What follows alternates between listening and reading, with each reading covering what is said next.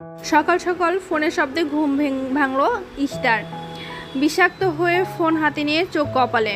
15টা missed call. Nandini. হৃদস্পন্দন বেড়ে গেল। মাথার ভেতর শুধু একটা কথাই ঘুরছে, আজ কি? মেসেজ খুলতেই দেখে, তুই মরছিস, আজ নিহার বিয়ে, আর তুই এখনো ঘুমাচ্ছিস। ঈশিতার মাথায় হাত দিয়ে বসে গেল। মনে মনে বলতে লাগলো, কাল মেহেদি অনুষ্ঠানেও যায়নি, ভেবেছিলাম আজ গিয়ে নিহাকে ঠিকই সামনে নেব। এখন যদি গায়ে হলুদেও না যায়, তাহলে এই নিহার বাচ্চা শিওর কাঁচা চিবাই খাবে। মা তো এমনিতে পিছনে পড়ে আছে যাওয়ার জন্য, কিন্তু আমি কি করব? চোখ থেকে তো ঘুমই যায় না। কবে যে এই ঘুমের জন্য আমাকে মৃত ঘোষণা করে আল্লাহ জানে। আমার মা তো সেই সকাল থেকে কথা শুনিয়ে কান ঝালাপাড়া করে ফেলছে। এতদিনে বান্ধবী, ওর বিয়েতেও ঠিকমতো যেতে পারিস না, এই হলো তোর দায়িত্ববোধ। ঈশিতার মা, তুই উঠবি নাকি আমার ঝাড়ু তোকে উঠাবে? ঈশিতা, আরে উঠছি তো, এত স্পেশাল ট্রিটমেন্ট এর দরকার নাই। আয়নার সামনে দাঁড়িয়ে ঈশিতা গম্ভীরভাবে তাকিয়ে রইল নিজের দিকে। সামনের বিছানায় অনেকগুলো গাঢ় হলুদ কাতান শাড়ি পরে আছে। মনে হচ্ছে শাড়িগুলো তাকিয়ে বলছে, চ্যালেঞ্জ নিবি না শালা। ধুর ছাতার মাথা, বুঝতে পারছি না কোনটা পরবো। একে তো শাড়ি পরতে পারি না, সামলানোটা দূর থেকে একটা কথা ছিল। মনে হয় এই শাড়ি আমাকে সামলাই। নিহা তো বলেছিল শাড়ি না পরে আসলে নাকি ঠ্যাং ভেঙে দিবে। বজ্জাত মেয়ে আমার কষ্ট বুঝে না।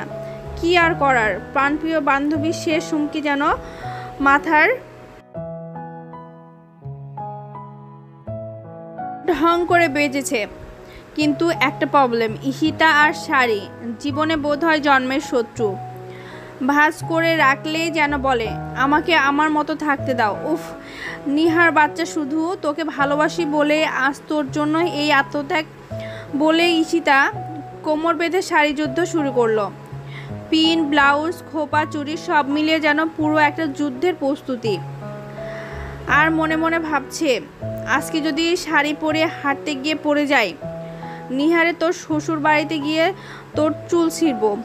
ঈশিতার মা একটু চেঁচিয়ে বলে উঠে, কি রে, গায়ে হলুদ অনুষ্ঠানে কি রোমেই করবি? এইবার বের হ, উদ্ধার কর আমাকে। একটু বিরক্ত হয়ে বলল, উফ মা, যাচ্ছি তো। কাদো কাদো মুখ নিয়ে বলল, দিদিয়া আই এম রেডি। চোখে চশমা, গায়ে হলুদ পাঞ্জাবি, সাদা পাজামা, এর একদম শাহরুখ খানের স্টাইলে। দুই হাত দুই দিকে মেলে দাঁড়ালো। ঈশিতার ছোট ভাই রিভু, কি তুই কেন রেডি হলি? একটু বিরক্ত নিয়েই বলল ঈশিতা। বিকজ আমি যাব মাই ডিয়ার সিস্টার। তুই যাবি মানে? কাল না তোকে বললাম যেতে, তখন তো একদম মুখের উপর বারণ করে দিয়েছিলি। আজ কি হলো? ভুরু উঁচিয়ে একটু সন্দেহ দৃষ্টিতে বলল। রিভু গলা খোকসে বলল, আরে সিস্টার, দিনকাল ভালো না, তোমাকে একা কি করে ছাড়ি বলো? ভাই হয়ে আমার একটা দায়িত্ব আছে না? তোর আবার দায়িত্ব? তাও বিষয়টার সাথে আমি জড়িত। স্ট্রেঞ্জ। ঈশিতা গালে একটা আঙ্গুল দিয়ে ভাবতে ভাবতে বলল। রিভু চশমাটা খুলে একটু বিরক্তি নিয়ে বলল, তোর গবেষণা শেষ হলে নিচে আয়, আমি গাড়িতে ওয়েট করছি। বলে রিভু চলে গেল। ঈশিতা রুম থেকে বের হয়ে লিভিং রুমে দাঁড়িয়ে মাকে বলল, মা, রিভুকে কি বলেছ আমার সাথে যেতে? কই না তো। আর যাচ্ছে যখন ভালোই, একা একা যাচ্ছিস, মনে তো হয় না তাড়াতাড়ি ফিরবি। রিভু গেলে একসাথে আসতে পারবি, তখন আমারও একটু টেনশন কম হবে। মা প্লিজ, এখন এইটা বলো না, তোমার আমাকে প্রোটেক্ট করতে যাচ্ছে। আচ্ছা হয়েছে, এখন যা। আর হ্যাঁ, একদম তোরা দুই ভাই বোন ঝগড়া করবি না। উফ মা, ঝগড়া আমি করি না, তোমার ছেলে করে। জুতা পরতে পরতে বলল ঈশিতা। জানা আছে আমার, তোরা দুই ভাই বোনকে কেউ কারোর চেয়ে কম না। আচ্ছা সাবধানে যাবি, আর পৌঁছে আমায় একটা কল করবি। ঈশিতা গাড়ির সামনে গিয়ে দেখে রিভু ফ্রন্ট সিটে বসে সেলফি তুলছে, ভিডিও বানাচ্ছে। ওই গরু, ব্যাক সিটে যা। হোয়াট? রিভু চশমাটা খুলে বলল, আমি কেন পেছনে যাব? ছেলেদের পেছনে সিটে মানায় না। তা বলতে পারবো না, কিন্তু তোর মতো গরুকে মানাই, ছাগল তোকে মানায়। যা তুই পিছনে সিটে, আমি দেব না এই সিট। চোয়াল শক্ত করে বলল রিভু। তুই পিছে যাবে কিনা বল। ঈশিতা একটু রেগে গিয়ে বলল, না, লাস্টবার বলছি, না দেব না। সে দিচ্ছিস নাকি?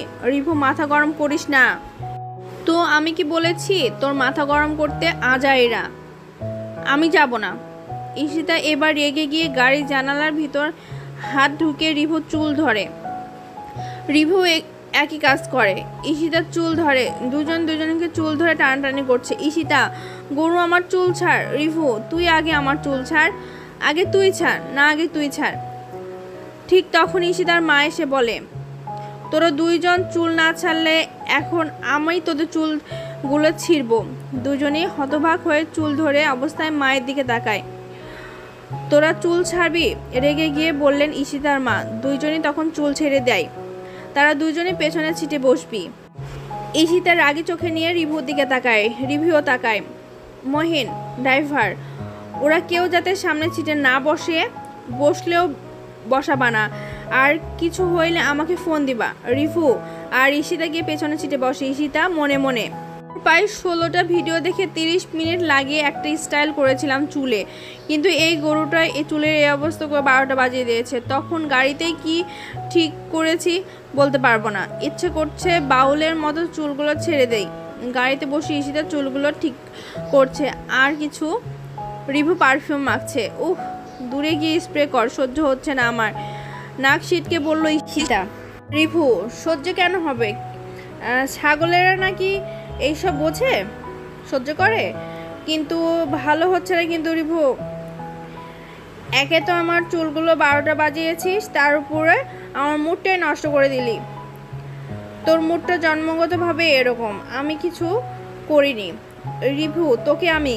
ঈশিতা এক হাতে তার চিরুনিটা দিয়ে মারতে যায়। দিদি ভাই, আপনারা ঝগড়া করেন না, নইলে কিন্তু আপনার মায়ের কাছে ফোন দিব। ঈশিতা মারতেও গিয়েও থেমে যায়। রিভু নিজের মতো ফোন নিয়ে ব্যস্ত হয়ে গেল। রুদ্র, যার চোখ মুখে রাগের ছাপ থাকে সব সময়, জিম করা গরম, পেশি টান টান, বুক প্রশস্ত, হাঁটলে যেন এক আলাদা ব্যক্তিত্বের ছায়া পড়ে। কোনো সুদর্শন পুরুষের চেয়ে কম নয়। এমন ছেলেকে সে হাজার মেয়েও চাইবে, তাতে অবাক হওয়ার কিছুই নাই। কিন্তু রুদ্র, সে যেন একদম উল্টো পথে হাঁটে। মেয়েরা তাকিয়ে থাকে, পেছনে ফিসফিস করে, কেউ সাহস করে এগিয়ে আসে না। তবু তাদের কেউ যেন রুদ্রের চোখে পড়ে না। বড় ভাইদের বিয়ের আয়োজনে নিয়ে রুদ্র এর কোনো মাথা ব্যথাই নেই। এত ভিড়ভাট্টা, এত গান বাজনা রুদ্রের ভালো লাগে না। রুদ্রের বক্তব্য সোজাসাপটা, একরোখা। গায়ে হলুদের দিন ভোরে রুদ্র তখন সিঁড়ি দিয়ে নামছিল। শরীরে জিমের পর স্ট্রেচিংয়ের ছাপ, গায়ের পেশিতে টান টান ভাব, কাঁধে তোয়ালে ঝুলছে। মুখ তখনই কিছু ভাব নেই, চিরচেনা রাগী উদাস ভঙ্গি।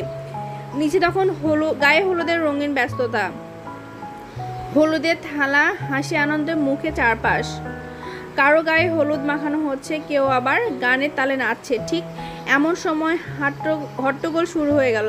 কেউ একজন বলল, ঋষভ ভাইয়া তো খুব কাশি জ্বর নিয়ে শুরু হয়েছে, এখন কি হবে? আজকে তো তত্ত্বের বাড়িতে যাওয়ার কথা, এখন কে যাবে? বাকি সবাই তো ছোট, একজন তো গার্জিয়ান লাগবে। এক মুহূর্তে পুরো আয়োজন থমকে গেল, কারণ এটা শুধু একটা নিয়ম না, এই তত্ত্ব নিয়ে যাওয়া ছিল দুই পরিবারের প্রথম আনুষ্ঠানিক মিলন। ছেলের গায়ে মাখানো হলুদ মেয়ের বাড়িতে পৌঁছে দিতে হবে, আর সেই ছোঁয়ানো হলুদ আবার মেয়েকে লাগাতে হবে। কে কাকে পাঠাবে বুঝে উঠতে পারছিল না। একে অন্যের দিকে তাকিয়ে থাকে, আর শেষমেশ সবার দৃষ্টি পড়ে রুদ্রের দিকে। রুদ্র, তুই কি একবার গিয়ে দিয়ে আসবি? রুদ্রের মা সাহস করে বলল। রুদ্র চোখ তুলে তাকালো। তার মুখে অভিব্যক্তি দেখে কেউ আর কিছু বলতে সাহস পেল না। তবুও শেষ কথা বললেন বড় ভাই। তার চোখে অনুরোধ, মুখে শুধু একটাই বাক্য, দেখ, আমি তোকে জোর করছি না, কিন্তু একজন গার্জিয়ান তোর সাথে লাগবে, আর এই মুহূর্তে তুই ছাড়া কেউ বড় নেই। আমি আর কিছুই বলবো না, বাকিটা তোর ইচ্ছে। রুদ্র দীর্ঘশ্বাস ফেলল। কেউ বুঝতে পারলো না রুদ্র কি ভাবছে। তারপর একসময় চুপচাপ থালার দিকে তাকিয়ে বলল, তত্ত্বটা গুছিয়ে দাও, আমি যাচ্ছি। চারপাশে হঠাৎ নিস্তব্ধতা নেমে এলো, কারণ সবাই জানে রৌদ্র যদিও কোথাও যায় না, কিন্তু পরিস্থিতির জন্য এবার যেতে হচ্ছে।